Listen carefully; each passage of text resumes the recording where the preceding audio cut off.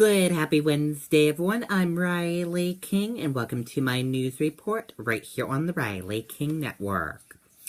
Harrison Ford's near-plane collision caught on tape. Let's take a listen to this video from ABC News. Good morning, America. That new video of Harrison Ford's close call on the runway. Amateur pilot just missed a commercial jet when he landed on the wrong taxiway, and you can hear his confusion on the tape. ABC's aviation correspondent David Curley has the latest on the investigation. Good morning, David.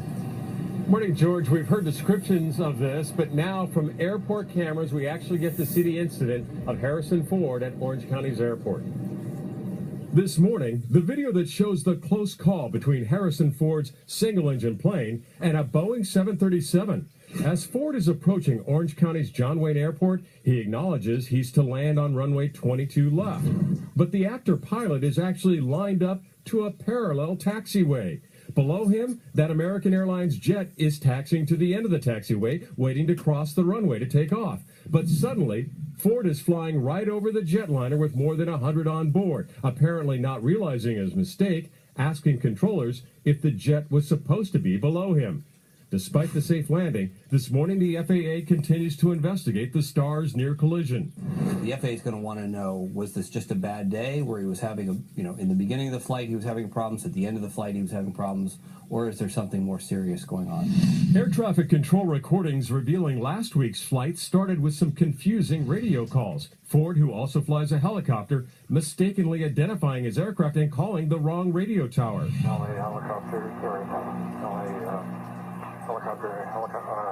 Husky 89 Hotel Uniform.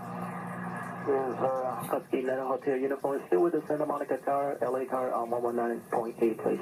Those calls just minutes before the near miss captured on camera. Is it a big mistake to miss a frequency change? Nope. It is a big mistake to land on a taxiway and overfly a commercial jet. This isn't the first air scare for the actor who played Han Solo in Star Wars and Indiana Jones.